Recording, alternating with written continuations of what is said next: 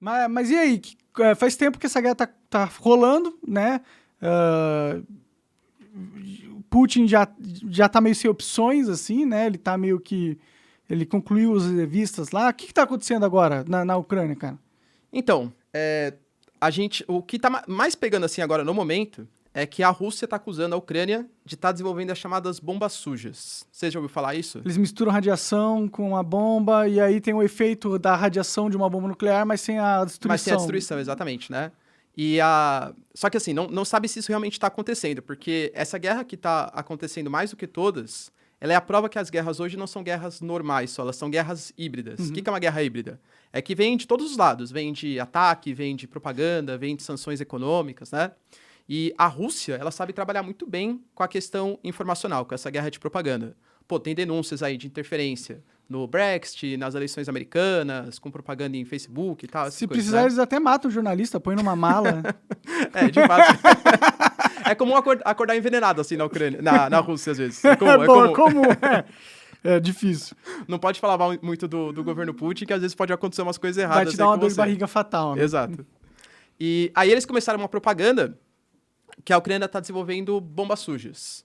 Que nem você falou, né? Esse tipo de artefato aí que usado espalha radiação, mas sem o poder de destruição. Segundo a Ucrânia, a Rússia só está fazendo isso para ser utilizado como uma espécie de justificativa caso a Rússia faça de fato um ataque na Ucrânia. Uhum. A Rússia alega que não, que na verdade a Ucrânia está realmente desenvolvendo isso e vai utilizar como um ataque de bandeira falsa. Uhum. Ou seja, ele vai atacar o seu próprio território e falar assim, mundo ocidental, eles me atacaram, vocês falaram que quando usasse arma nuclear ia estar algum tipo de resposta. Então dê a resposta agora porque os caras realmente estão usando, né? O que de fato é verdade, Monark, eu confesso que é muito difícil saber, né? Pode crer, acho que ninguém sabe, a não ser talvez o Putin e o Biden, né? Exato. E o Zelensky. Verdade. A própria questão, por exemplo, outra coisa que está rolando agora é que o Putin e os seus ministros ali mais próximos, eles estão acusando o Reino Unido de ter uma participação muito forte no conflito, né? E, de fato, o Reino Unido é um país que, desde o começo, ele sempre foi um dos que mais condenou as ações russas, um dos que mais mandaram equipamentos, armamentos ali para a Ucrânia. A Liz Truss, que foi a primeira-ministra que ficou 45 dias e depois Recorde mundial de velocidade na cargo. Exato. Agora tá o Rishi Sunak, né? Mas a Liz Truss, ela também fazia parte do governo do Boris Johnson. Uhum. E ela era muito preocupada com a questão de defesa, armamento e tal. E ela sempre se pronunciou fortemente contra os russos. Uhum.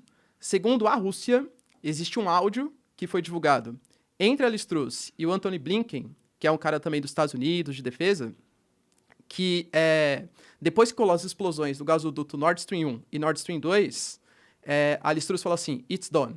Ou seja, está feito. A gente realmente explodiu aqui o gasoduto Nord Stream 1 e Nord Stream 2.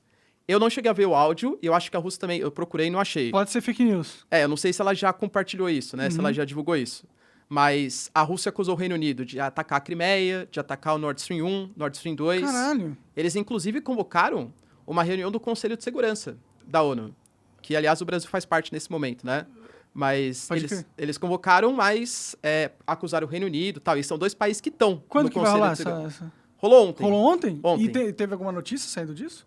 Praticamente, o Reino Unido falou que é mentira da Rússia, que eles estão espalhando fake news, que eles querem condenar o Reino Unido, e a Rússia falou que é verdade.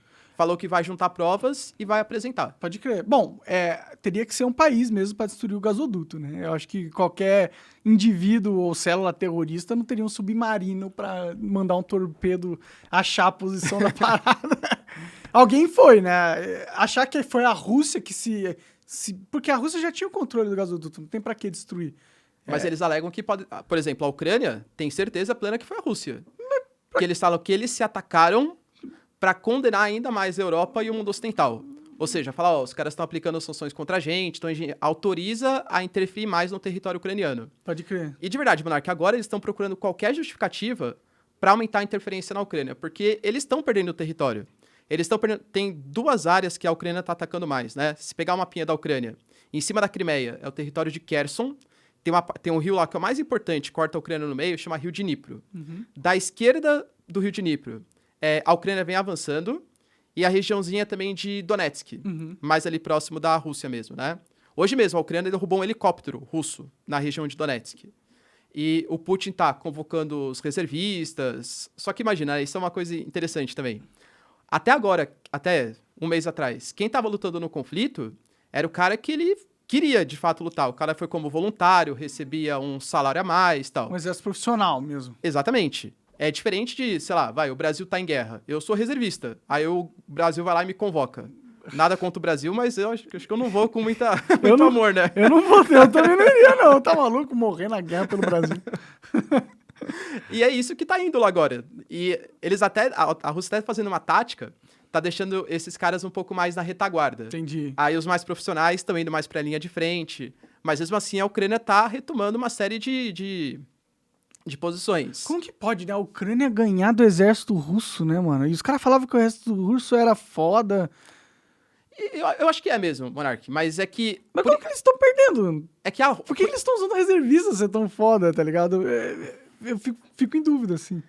Pô, por exemplo, quando a gente teve a guerra lá, por exemplo, do Afeganistão, quando a União Soviética invadiu o Afeganistão. Uhum. A União Soviética também tentou praticamente 10 anos ganhar do Afeganistão e não conseguiu. Uhum. Os Estados Unidos invadiu o Afeganistão também, ficou mais de 20 anos ali, não conseguiu também acabar com o conflito. A guerra do Vietnã também.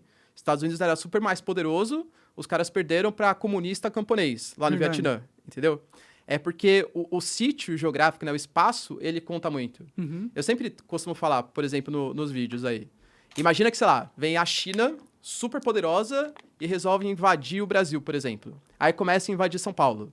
Pô, São Paulo tá cheio de prédio, a gente conhece os territórios, tem polícia, pode armar a população. Sim, então, sim. não vai ser... A não ser que a China venha e taque uma bomba. Aí realmente acabou, entendeu?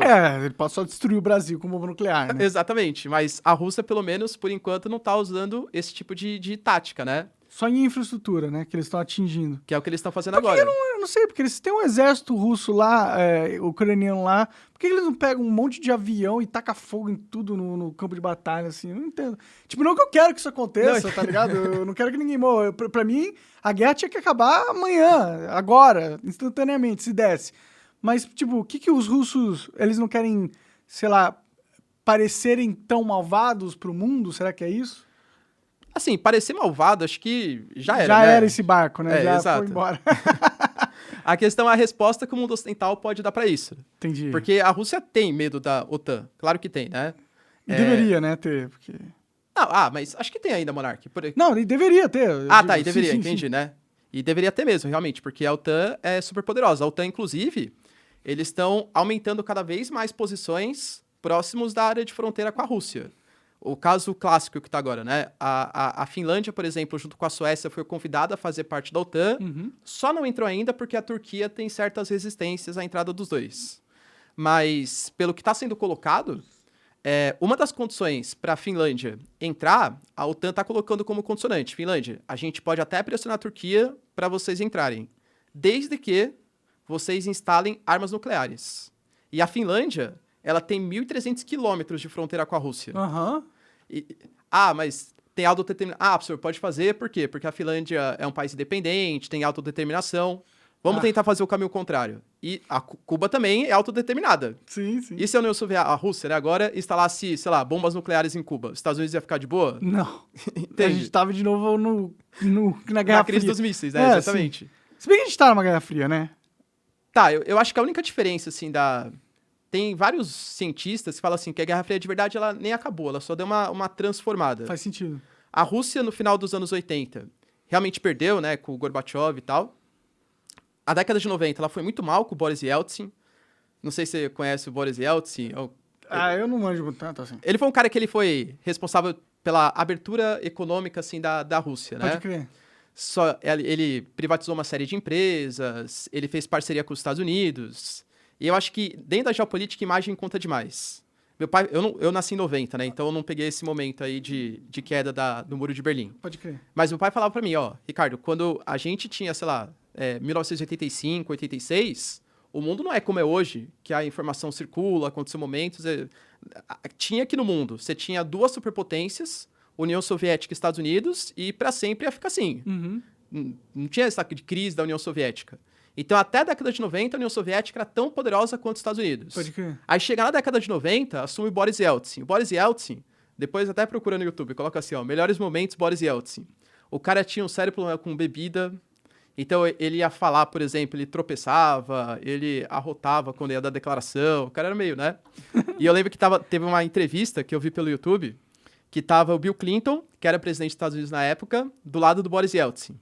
E eles estavam anunciando ali umas parcerias, Estados Unidos e Rússia e tal. E aí, o Boris Yeltsin, acho que ou ele soluçou, ou ele tropeçou, alguma coisa. E aí, o Bill Clinton olhou pra cara dele, assim, e falou, ele é um idiota, né? Eu fico imaginando, imagina hoje o Biden do lado do Putin, fala assim, o Putin é um idiota. Nem dá pra imaginar fazer isso, Não dá, não. O Putin comanda o respeito, né? Com certeza. Ele tem um ar de, tipo, puta, se eu mexer com esse cara, ele vai me matar, tá ligado? Até a imagem que eu constrói dele. Você pega a foto que ele tira sempre sem camisa, ele pescando ali, sim, ele caçando urso lá, essas coisas. É o fato que ele já matou muita gente, né? Assim, tipo, não é um fato, porque ele não admite, mas ele já mandou matar muita gente, né? Não que os Estados Unidos já também não tenha, né? Mandado matar muita gente. Você acaba de assistir um corte do Monarch Talks. Agradeço demais, mas se você quiser ver o vídeo na íntegra e acompanhar ao vivo todas as transmissões, você tem que ir lá no rumble.com/monarch para não perder nada. Segue a gente lá.